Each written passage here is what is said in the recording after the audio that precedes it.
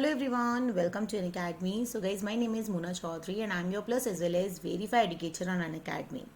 तो गाइज जैसे कि आपको पता है कि आपका IBPS RRB और IBPS PO दोनों का ही एग्ज़ाम अब नज़दीक है, तो ज़रूरत है कि हम लोग जो प्रीवियस ईयर पेपर्स हैं उनको सॉल्व करें, किस तरीके के क्वेश्चंस पूछे गए थे उनको देखें। तो आज मैं आपको यहाँ पर करवाऊंगी IBPS PO प्री 2018 का मेमोरी बेस्ड पेपर और इसमें हम क्वांट सेक्शन को कवर अप करेंगे, कुछ क्वेश्चंस कवर अप करेंगे जिसमें आपके नंबर सीरीज, जिसमें रॉन्ग नंबर सीरीज हम इंक्लूड करेंगे, क्वाड्रेटिक इक्वेशंस और उसके साथ साथ केसलेट DI और उसके साथ साथ हम अरिथमेटिक के कुछ इंपॉर्टेंट क्वेश्चंस यहाँ पर कवर अप करने वाले हैं। तो लर्नर्स, आपको ये जो क्वेश्चंस हैं वो मेरे साथ सॉल्व करने हैं। तो चलिए स्टार्ट करते हैं with the very first question. आप लोग देख सकते हो ये स्क्रीन पे आ चुका है, तो please stop the video and solve it. Okay, चलिए यहाँ पर आपको फाइंड आउट करना है कि रॉन्ग नंबर टर्म यहाँ पर कौन सा है। चलो यहाँ पर देखिए, यहाँ पर रॉन्ग नंबर टर्म कौन सा होने वाला है। तो अगर आप देखोगे तो अपोजिट साइड से यहाँ से अगर हम देखते हैं तो इसको अगर हम डिवाइड कर देंगे 2 की पावर 4 से तो 32 आ गया, 2 की पावर 4। यहाँ पर अगर हम इसको 2 की पावर 3 मतलब 8 से डिवाइड कर दे तो आ जाएगा। यहाँ पर अगर हम इसको 2 की पावर 2 से डिवाइड कर दे तो मतलब 4 से डिवाइड कर दे 1 आ जाएगा। तो यहाँ पर 2 की पावर 1 से डिवाइड करेंगे तो कितना आना चाहिए, यहाँ पर 1 डिवाइडेड बाई 2 दैट इज 0.5 होना चाहिए। और यहाँ पर अगर हम देखेंगे अगर ये 0.5 होता तो 2 की पावर 0, 2 की पावर 0 का मतलब 1 हो गया, तो यहाँ पर 0.5 हो गया। तो आंसर क्या हो जाएगा, this is the incorrect term, जो कि हमारा करेक्ट आंसर होगा। So answer is B, option is the correct answer. Okay, चलो अब आते हैं नेक्स्ट क्वेश्चन पे। आप देखोगे कि यहाँ पर आपके पास क्या है 5.1, तो कितना ऐड किया 1.1, this is 2.2, then next is 3.3, next should भी कितना होना चाहिए यहाँ पर 4.4। Okay, next is 5.5, 5.5 should be 20.5, but यहाँ पर क्या है 20 है। 20.5 में 6.6 ऐड करोगे तो दैट इज 27.1, जो कि हमारे पास यहाँ पर राइट है, but this is incorrect answer. So B option is the correct answer. Next question, अगर आप इस वाले क्वेश्चन में देखते हो तो यहाँ पर हमारे पास क्या दे रखा है, आप इसको यहाँ पर देखोगे तो ये 1 हो गया, ठीक है ना। या फिर अगर हम इसको ढंग से सॉल्व करें तो इसको हम लिख सकते हैं 2 इंटू 2 माइनस 1, 3 इंटू 3 माइनस 1, ठीक है। और उसके बाद अगर हम लिखेंगे यहाँ पर अगर आप देखते हो तो यहाँ पर हम लिख सकते हैं 8 इंटू 4 माइनस 1, ठीक है ना। तो इस तरीके से जब आपके पास ये चलेगा, यहाँ पर हमने जो है इसको हमने कर दिया 3 को जो है 3 से मल्टीप्लाई किया -1, 8 को 4 से मल्टीप्लाई किया -1, नेक्स्ट इज 31 को 5 से मल्टीप्लाई करोगे -1 करोगे, ठीक है ना, तो 154 आ गया। उसके बाद हम 154 को 6 से मल्टीप्लाई करेंगे -1 करेंगे तो हमारे पास आएगा 923 इंस्टेड ऑफ 924। तो ये हमारे पास यहाँ पर रॉन्ग नंबर टर्म हो गया। ओके, नेक्स्ट क्वेश्चन पे आते हैं। चलिए नेक्स्ट क्वेश्चन अब हमारी स्क्रीन पे आ चुका है, सॉल्व करने की कोशिश करो, वीडियो को पॉज कीजिए और उसके बाद सॉल्व कीजिए। चलो, तो यहाँ पर अगर हम डिफरेंस देखते हैं तो यहाँ पर डिफरेंस कितना हो गया हमारे पास, यहाँ पर डिफरेंस अगर आप देखते हो तो हमारे पास आई थिंक ये डिफरेंस आएगा 65 का, ठीक है। यहाँ पर आपके पास डिफरेंस हो जाएगा यहाँ पर 33 का, आई थिंक 33 का डिफरेंस होगा, ठीक है। और यहाँ पर जो डिफरेंस आएगा वो कितने का आएगा, यहाँ पर अगर आप देखते हो तो 36 माइनस 19 कितना हो जाएगा यहाँ पर 33, और यहाँ पर आपके पास जो डिफरेंस आएगा 36 माइनस 19, तो ये हमारे पास 7 हो गया, और ये हमारे पास 21 और ये 17 का डिफरेंस आ गया, ठीक है। और यहाँ पर आपके पास आ गया 9 का डिफरेंस, यहाँ पर आ गया 4 का डिफरेंस, यहाँ पर भी आ गया 4 का डिफरेंस। डबल डिफरेंस देखते हैं, 32 का डिफरेंस आ गया, 33 में से 17 गया, 16 का डिफरेंस आ गया, 8 का डिफरेंस आ गया, यहाँ पर 5 का आ रहा है। आप देखोगे ये 32 है, 16 है, 8 है, तो यहाँ पर डिफरेंस कितने का होना चाहिए, कुछ डिफरेंस यहाँ पर अगर हम यहाँ पर डिफरेंस चेक करें तो डिफरेंस कितने का होना चाहिए, यहाँ पर 5 का डिफरेंस होना चाहिए। अगर आप देखते हो 5 का यहाँ पर कितने का डिफरेंस आएगा, 8 टू 16, 16 टू 32, मतलब 4 का डिफरेंस होना चाहिए। और 4 का डिफरेंस होगा तो यहाँ पर आपके पास कितना होगा, यहाँ पर 4 का डिफरेंस हो गया तो यहाँ पर 5 होना चाहिए, है ना। यहाँ पर अगर आप देखोगे तो यहाँ पर 5 होना चाहिए। So this is the incorrect answer. तो answer is D, option is the correct answer. Got it everyone. चलो नेक्स्ट क्वेश्चन, लास्ट क्वेश्चन इसका रॉन्ग नंबर सीरीज का। आप देखोगे यहाँ पर आपके पास ये कितना हो गया, इसमें से अगर हम देखते हैं यहाँ से स्टार्ट करते हैं, ठीक है, 154 से स्टार्ट करते हैं। तो 118 को अगर हम देखेंगे तो किस तरीके से आप इसको नोट डाउन कर सकते हो, 36 का डिफरेंस हो गया, यहाँ पर आपके पास 5 का क्यूब हो गया, मतलब 125 का डिफरेंस है, माइनस हो गया, ठीक है, यहाँ पर प्लस था, यहाँ पर 4 का स्क्वायर होना चाहिए, दैट इज 16 का डिफरेंस था, यहाँ पर आपके पास जो है 27 का डिफरेंस अगर आप देखोगे तो यहाँ पर मिल रहा है, ठीक है। और उसके अलावा अगर यहाँ पर देखोगे तो आपके पास जो है यहाँ पर हमारे पास 3 का क्यूब हो गया। अब नेक्स्ट इज 2 का स्क्वायर, दैट इज 4 का डिफरेंस होना चाहिए, तो 254 माइनस 4 अगर हम करते हैं तो 250 आना चाहिए, बट यहाँ पर क्या है हमारे पास, this is incorrect answer, okay. तो this should be the correct answer, तो 250 आपके पास आंसर होना चाहिए जो कि आपका करेक्ट आंसर होगा। तो आई होप कि गाइज आप लोगों ने 5 on 5 का अच्छे से स्कोर कर लिया है। अब मूव करते हैं क्वाड्रेटिक इक्वेशंस के क्वेश्चंस पे, ठीक है। क्वाड्रेटिक इक्वेशन आपको पता है कि काफ़ी ज़्यादा स्कोरिंग टॉपिक है क्वाड्रेटिक इक्वेशन, तो अब इस पे भी हम जो है अच्छे से स्कोर करेंगे और देखेंगे कि हमारा आंसर क्या होने वाला है। तो आप देखोगे यहाँ पर 3 2 कितना हो गया, 6 हो गया, तो 6 के दो फैक्टर्स हम ले लेंगे, 3 और 2 divided by 2 minus minus, that is -3/2 and this is -1। यहाँ पर 6 2 12, दो फैक्टर्स 4 और 3 डिवाइडेड बाय 2। वैसे अगर आपके पास जब आपके पास कोफिशिएंट सेम होते हैं आपको ज़रूरत नहीं पड़ती है कि आप डिवाइड करो, बट अगर आप डिवाइड नहीं करोगे तो भी आपका काम चल जाएगा।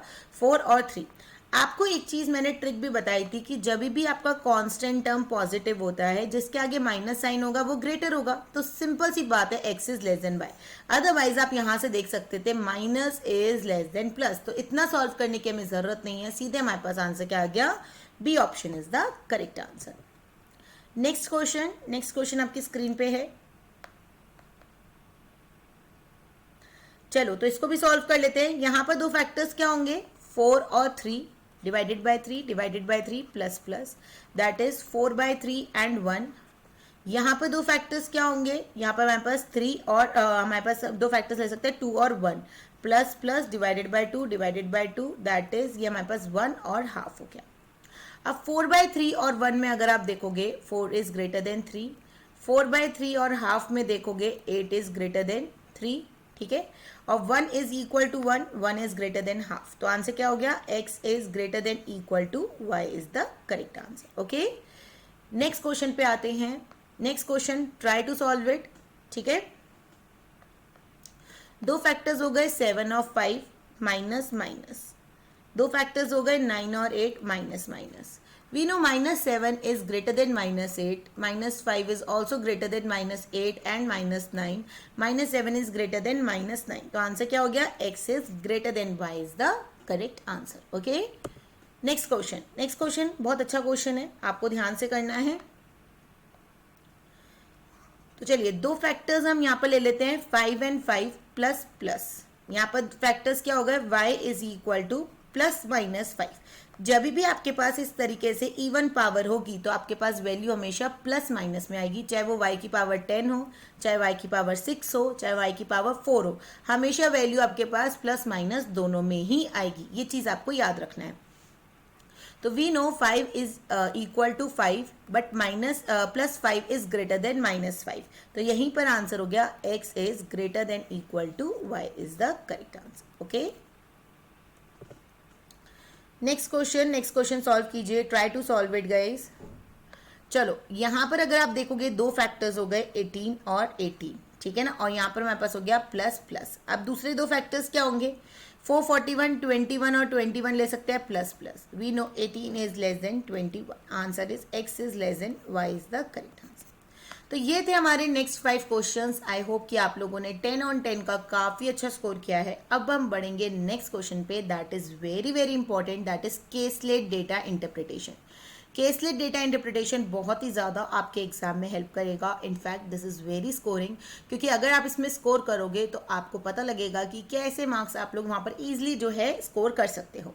तो I will give you the question, आपको जो है इसको देखना है, पहले खुद से सॉल्व कीजिएगा इस, उसके बाद जो है आप लोग यहाँ पर इसको हम लोग साथ में मिलकर सॉल्व करेंगे, ओके। चलो पॉज कर दीजिए वीडियो, मैं भी आपको यहाँ पर साथ साथ में सॉल्व करवा रही हूँ, सो दैट आप लोगों को टफ ना लगे और बहुत ही आसान तरीके से हम इसको सॉल्व करेंगे। तो क्या दे रखा है, a salon distributed 450 vouchers of free haircut and pedicure. Okay, तो 450 वाउचर्स है हेयर कट और पेडिक्योर के, टोटल हमें पता लग गया 450 है। Number of hair cut vouchers were 130 more than the number of pedicure vouchers. Haircut वाले जो है 130 ज्यादा है पेडिक्योर से। Ratio between male and female redeeming the pedicure vouchers is 13:7। Okay, pedicure का दे रखा है 13:7 है मेल और फीमेल का। Number of vouchers redeem by males for hair cut were 15 more than that the vouchers redeems by male for pedicure. अब इसको हम कैसे सॉल्व करेंगे, गाइस देखो यहाँ पर आपको दे रखा है कि जो हेयर कट वाला है वो 130 ज्यादा है। पेन चेंज कर लेते हैं यहाँ पर। हेयर कट वाला जो है वो 130 ज्यादा है पेडिक्योर से, तो मतलब आपको पता है कि हेयर कट वाला 150 तो ज्यादा हो ही जाएगा ना 130। तो यहां पर हमारे पास बचा कितना, 320। अब 320 को अगर आप हाफ में डिवाइड कर दोगे इक्वल प्रोपोर्शंस में, तो आपको पता लग जाएगा कि ये आपके पास वाउचर्स हैं, ये आपके पास पेडिक्योर है, ये हेयर कट है। इसमें 130 तो ऑलरेडी रहा, प्लस 160 इसका हाफ और इसका हाफ। ये सीधी सीधी जो है बात है कि आपके पास सपोज टोटल आपके मम्मी के पास 10 टॉफी है, आपके पास 2 टॉफी ज्यादा है अपने भाई या बहन से, तो 2 टॉफी तो आपके पास ज्यादा है ना, बाकी जो 8 टॉफी है उसमें से हाफ हाफ कर दो। मतलब अब आपको पता लग गया कि आपके पास वो हाफ 8 का हाफ मतलब 4 टॉफीज, और उनके पास भी 4 टॉफीज है, लेकिन आपके पास 2 टॉफीज ज्यादा है, मतलब आपके पास 6 टॉफीज हो गई। सिमिलर थिंग मैंने यहाँ पर किया है, 450 में से 130 ज्यादा है, ठीक है ना, तो हेयर कट के पास 130 तो है ही, उसके अलावा 320 बचा जो कि हम हाफ हाफ में कर देंगे। या फिर आप ऐसे कर सकते थे कि यहाँ पर हेयर कट का आप टोटल मिला के कर सकते हो, जैसे भी आपको ईजी लगे। ओके, तो मैंने ये कर दिया, तो हमें पता लग गया पेडिक्योर में है 160 और यहाँ पर है 290। ये हमारे पास यहाँ पर वैल्यू आ गई। अब यहाँ पर पेडिक्योर में मेल की बात करी गई है, पेडिक्योर में मेल और फीमेल की बात करी गई है। यहाँ पर टोटल कितना है 13:7, मतलब टोटल 20 हो गया। 160 की वैल्यू 20 रेशो की वैल्यू 160 है, तो 1 रेशो की वैल्यू कितनी हो गई, 8 हो गई। तो हमें पता लग गया 13 रेशो की वैल्यू कितनी हो गई, यहाँ पर 13 इंटू 8 मतलब 104, और फीमेल के लिए कितना हो गया 56 हो गया। ये हमें पेडिक्योर की वैल्यू पता लग गई। अब हेयर कट की वैल्यू पता करते हैं, हेयर कट में कितना है।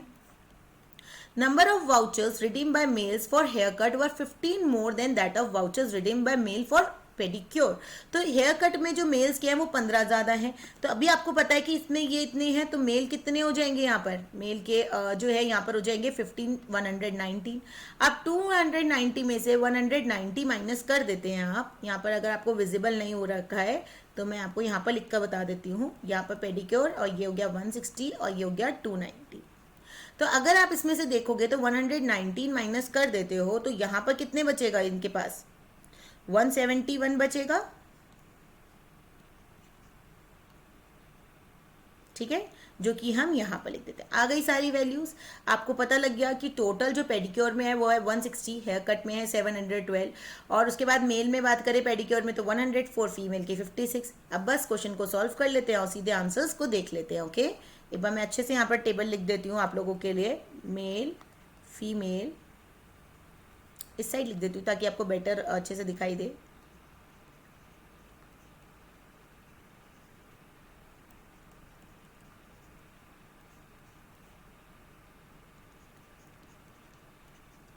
मेल में कितने हैं 119, this is 104, 171, 56, 290, 160 and this is total 223 and this is total 227 and this is total 450.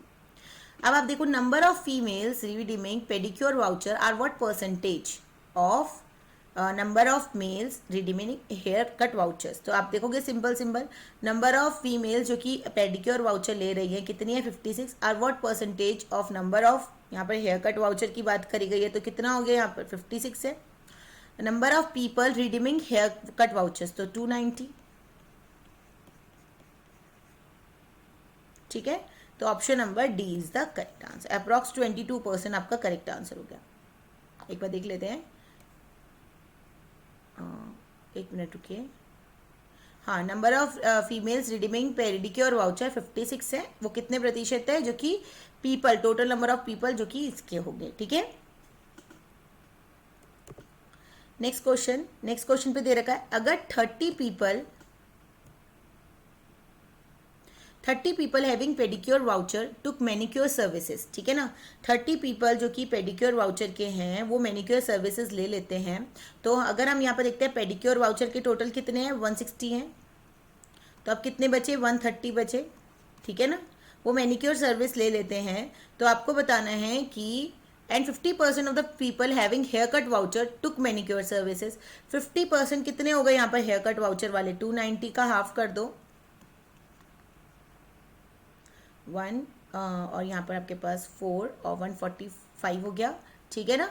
How many people took manicure services, total कितनी हो जाएंगी यहाँ पर। अगर आप देखते हो कुछ गलत नहीं किया हो मैंने, तो देखते हैं यहाँ पर 30 पीपल, यहाँ पर इसको 30 ऐड कर दो, सॉरी, ये आपके पास 175 हो गया। Okay, 30 plus 145 that is 175 is the correct answer. एक बार देख लेते हैं इस क्वेश्चन को।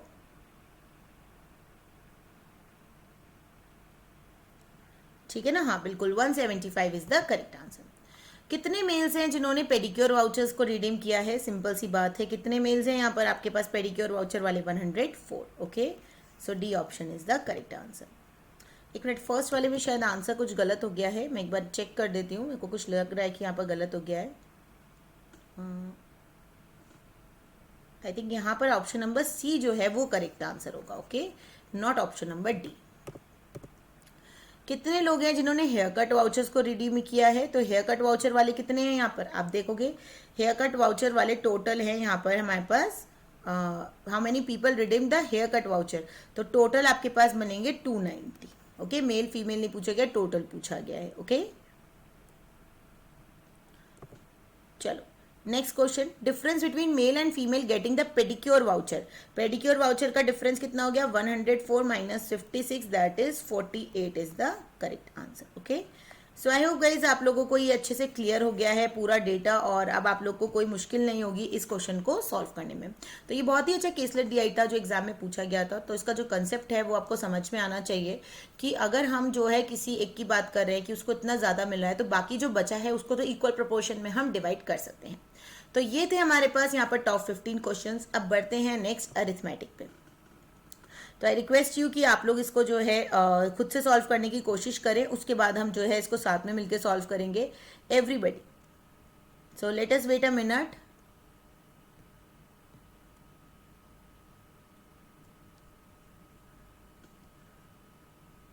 चलो आप लोग वीडियो पॉज कर लीजिए, हम लोग आगे बढ़ते हैं, इस क्वेश्चन को अच्छे से सॉल्व करते हैं। ओके, क्या दे रखा है, 2 ट्रेन्स हैं वो दिल्ली और कोलकाता के लिए लीव करती है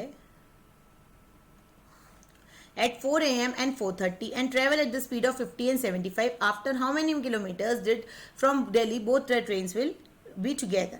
तो अगर आप देखोगे कि 30 मिनट्स में यहाँ पर ये दे रखा है कि ये हमारे पास ये है, तो 30 मिनट में पहले हम फाइंड आउट कर लेते हैं कि 30 मिनट में अगर ये ट्रेन 50 किलोमीटर चल रही है, क्योंकि वो 4 बजे निकली है, वो 4:30 बजे निकली है, तो 30 मिनट्स का डिफरेंस हुआ, तो 30 मिनट्स में कितने किलोमीटर चल लेगी। तो अगर हम 30 मिनट की बात करें तो एक घंटे में 50 किलोमीटर चलती है, तो 30 मिनट्स में 25 किलोमीटर चलेगी। तो जो इसकी रिलेटिव स्पीड होगी वो क्या हो जाएगी, यहाँ पर 25 किलोमीटर प्रति घंटा हो जाएगी। तो जो टाइम लगेगा वो कितना लगेगा, 1 घंटा लगेगा। तो डिस्टेंस दोनों का जो ट्रेन का होगा, जो टुगेदर का होगा, वो कितना हो जाएगा, 75 into 1, 75 kilometre. Simple and easy, ठीक है ना। आपको ध्यान देना है कि 30 मिनट्स में जो ट्रेन है वो 50 किलोमीटर पर आवर की रफ्तार से चलती है, तो 1 घंटे में 50, तो हमारे पास यहाँ पर आ गया कि 30 मिनट्स में कितना हो गया, 25 किलोमीटर। और उनकी रिलेटिव स्पीड कितनी होगी, रिलेटिव स्पीड आप दोनों को माइनस कर लो, सिंपल सी बात है, 25 किलोमीटर पर आवर, मतलब कि 1 घंटे में 25 किलोमीटर चलती है, ठीक है ना। तो 25 यहाँ पर अगर आप देखोगे 25 किलोमीटर कितने घंटे में चलेगी, 1 घंटे में चलेगी, सिंपल सी बात है। तो डिस्टेंस कितना होगा, distance is equal to speed into time. Speed हमारे पास जो है वो 25 किलोमीटर पर आ रहा है, टाइम हमारे पास ये है, वन आंसर इज यहाँ पर हमारे पास जो है, सॉरी स्पीड जो है हमारे पास कितनी है, 75 है। डिस्टेंस क्या हो जाएगा, 75 into 1, answer is 75 kilometre is the correct answer, ठीक है, गॉट इट। नेक्स्ट क्वेश्चन,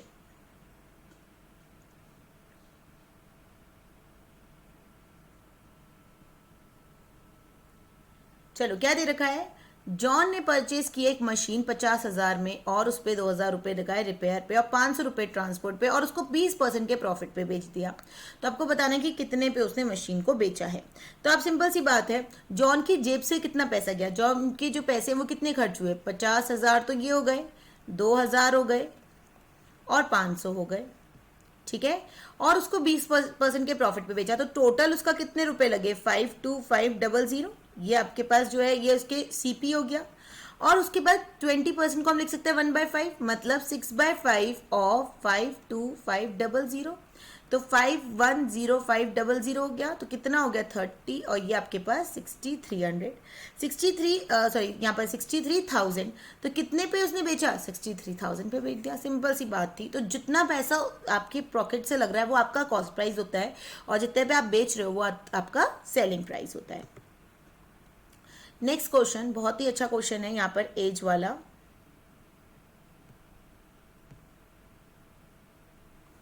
चलिए, age of Ram and Shyam is in the ratio of 2:6। After 5 years the ratio of the ages become, देखो अभी ये प्रेजेंट एज है, ठीक है ना, 5 साल बाद जो उनकी रेशियो का एज है, मतलब फ्यूचर की बात है, ये कितना हो गया, 6:8। अब आप एक चीज़ समझिए कि आप और आपके ब्रदर या सिस्टर हैं, अगर आपके बीच में 2 साल का डिफरेंस है, तो चाहे आपका यंग एज हो चाहे ओल्ड एज हो, वो डिफरेंस तो कभी भी चेंज नहीं होगा। That difference will remain same through out your life. In fact after the life भी वो सेम ही रहने वाला है। तो यहाँ पर क्यों डिफरेंस चेंज हो रहा है, यहाँ पर अगर ये 4 है, यहाँ पर ये 2 है, तो इसको बराबर बना देते हैं, 2:6, इसको 2 से मल्टीप्लाई कर देते हैं, 12:60। अब देखोगे आप, यहाँ पर 4 का डिफरेंस है, यहाँ पर भी 4 का डिफरेंस है। अब यहाँ पर 5 साल का डिफरेंस है, मतलब इन दोनों का जो प्रेजेंट और फ्यूचर का डिफरेंस है वो 10 साल का है। 10 रेशियो की वैल्यू 5 है, 1 रेशियो की वैल्यू हाफ हो गई, ठीक है ना। 10 साल बाद निकालनी थी आफ्टर 10 ईयर्स, तो 10 ईयर्स के बाद कितनी हो जाएगी, प्रेजेंट एज देख लेते हैं। 2 रेशियो की वैल्यू 1 हो गई, मतलब 1/2 इंटू 2 दैट इज 1, और 6 रेशियो की value 1/2 into 6 that is equal to 3 हो गई।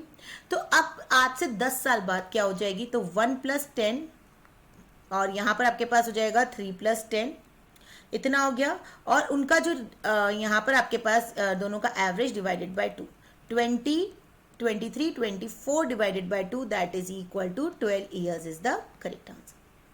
तो कोई इक्वेशन नहीं बनानी पड़ी, सिंपल हमें पता है कि अगर आज जो है वो 2 साल का डिफरेंस है, तो आज से 10 साल पहले भी 2 साल का डिफरेंस था, 10 साल बाद भी 2 साल का डिफरेंस होगा, आफ्टर लाइफ भी जो है वही डिफरेंस रहेगा। Difference can not be change, ratio can be change, but difference between 2 people, उनके एज का डिफरेंस जो है वो कभी भी चेंज नहीं हो सकता है। तो ये चीज़ आपको ध्यान में रखनी थी, और इसी कंसेप्ट पे मैंने ये जो है यहाँ पर क्वेश्चन आपको सॉल्व करवा दिया है। Okay, I hope you all got it guys. अगर आपको कोई भी प्रॉब्लम है, आप लोग मेरा एजेस वाला कंसेप्ट देख सकते हो, एजेस वाली जो क्वेश्चंस है उनको देख सकते हो, सो दैट आपका ये भी कंसेप्ट अच्छे से क्लियर आउट हो जाए। चलिए, एक क्वेश्चन यहाँ पर पूछा है टाइम एंड वर्क का। ओके, तो टाइम एंड वर्क का क्वेश्चन यहाँ पर कर लेते हैं। A alone can do the work in 20 days। Okay, B is 125% more efficient then A। तो अगर आप 125% देखोगे तो 125% की वैल्यू कितनी होती है, that is equal to 25 divided by 20, मतलब 5 डिवाइडेड बाय 4, 5/4 हो गई। तो मतलब कि अगर A जो है वो 4 यूनिट का काम कर रहा है, तो B कितने यूनिट का काम करेगा, यहाँ पर एक मिनट रुकिए,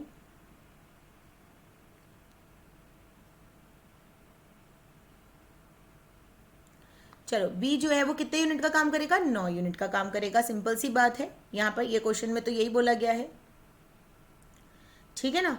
तो अगर हम इफिशियंसी की बात करते हैं A और B की,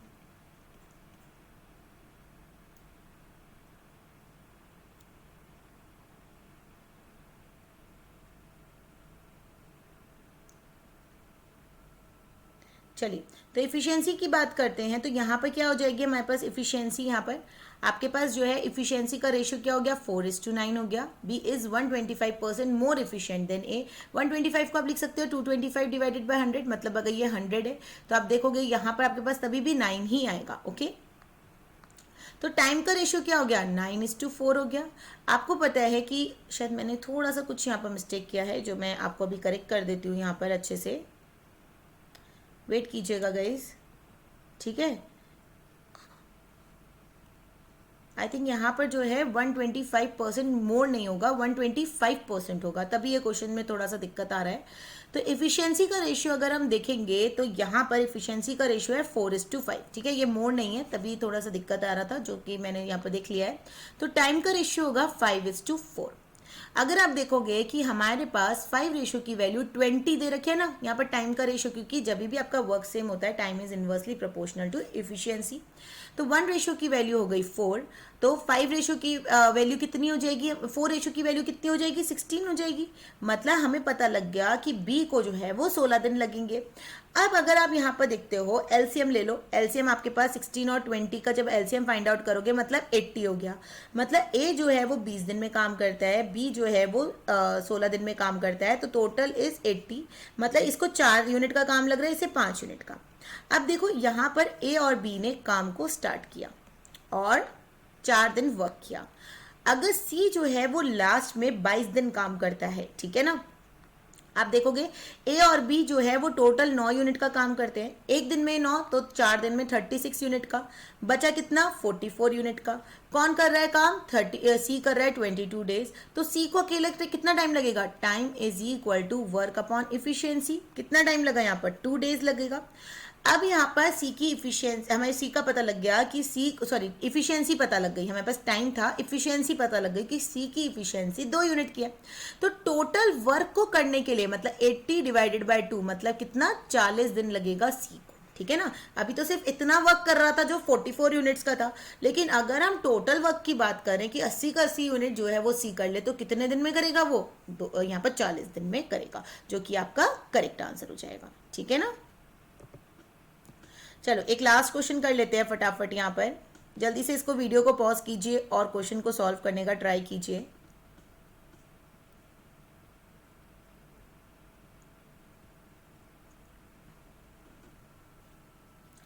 चलो, a bag contains X red balls and 5 green balls. 2 balls are picked up from the bag at random, one after the another, without replacement. The probability of balls being red is 3/7. What will be the value of X? तो आप देखोगे कि यहाँ पर X red balls है और 5 जो है वो ग्रीन बॉल्स है। तो हमारे पास टोटल नंबर ऑफ बॉल्स कितनी हो गई, यहाँ पर X + 5 हो गई टोटल नंबर ऑफ बॉल्स।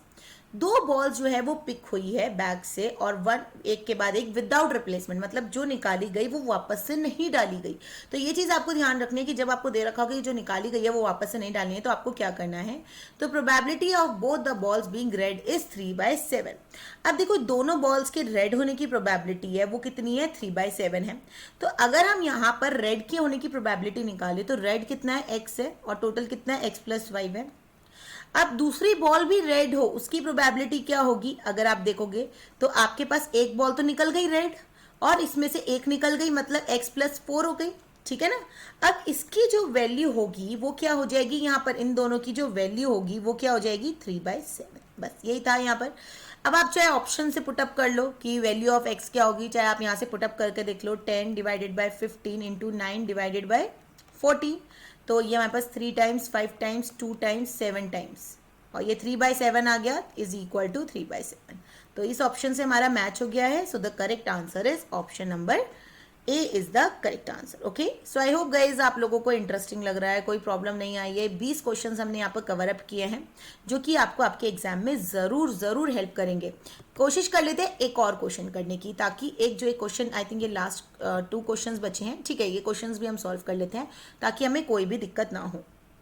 चलो इसको आप जो है वीडियो को पॉज कीजिए, क्वेश्चन को सॉल्व कीजिए, I will help you with the best. Okay,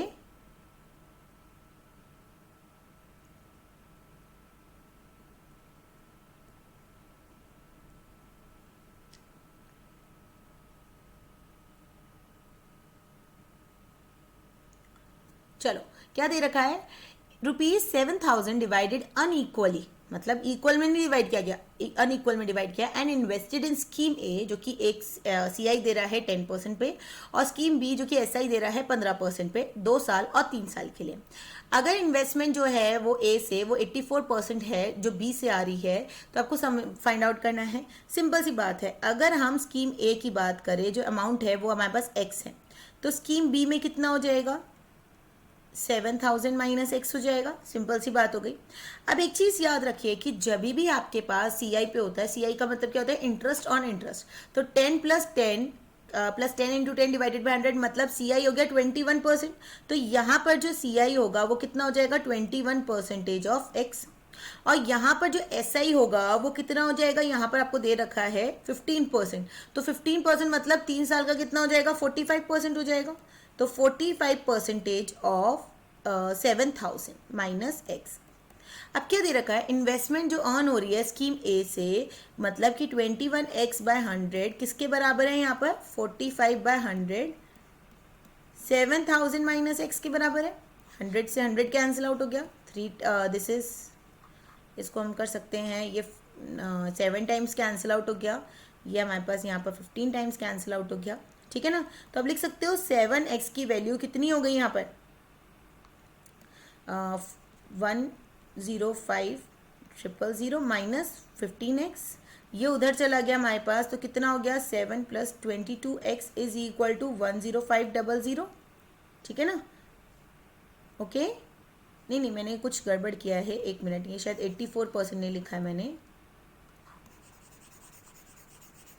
इसको थोड़ा सा ठीक कर लेते हैं।